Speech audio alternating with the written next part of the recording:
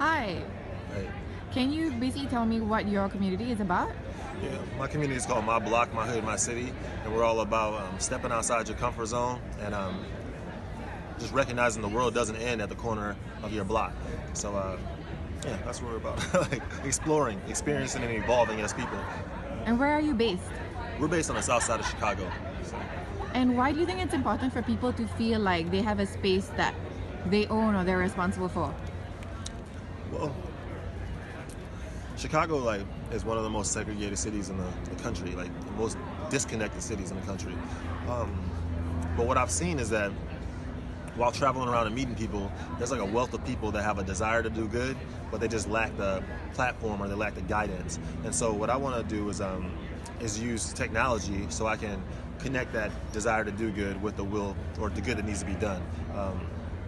In my community, there's a lot of technology being used, but you see shot spotter microphones on poles that listen for gunshots and report that to police. You see blue light cameras that record gang activity and report that to police.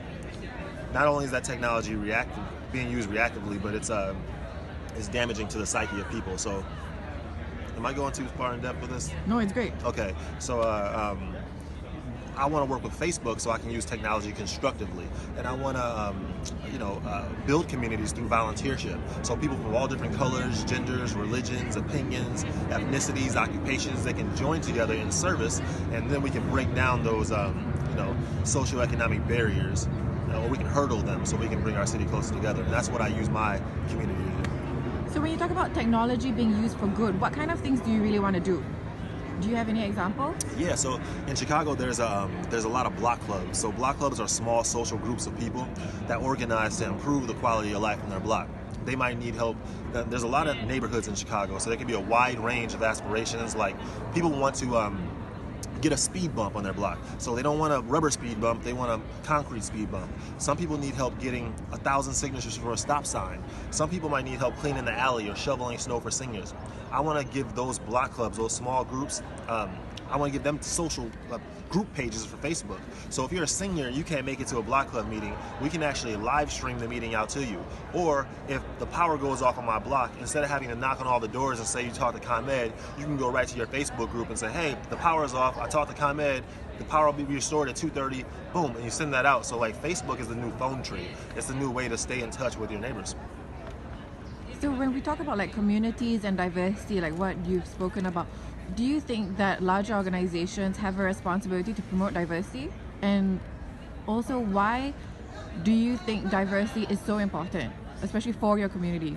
Yeah, I mean, I just think segregation is super real, right? It's a structural part of our country and its history. It was created intentionally, and nowadays it's been cloaked up in these trumped up laws and false media, and people have a hard time recognizing just how injustice is being sustained. So, but the more connected we are, the safer we are, the healthier we are, the happier we are.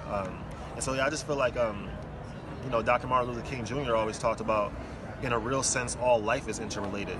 He says all men are caught in an inescapable network of mutuality, and that's bound by a single garment of destiny. He said what affects one person directly affects all of us indirectly. I can't be what I ought to be until you are what you ought to be. You can't be what you ought to be until I am what I ought to be, and that's the interrelated structure of reality. So in this interconnected world that I see, it's just we learn from each other when we're more connected. We think we're so different, but we're actually all human beings.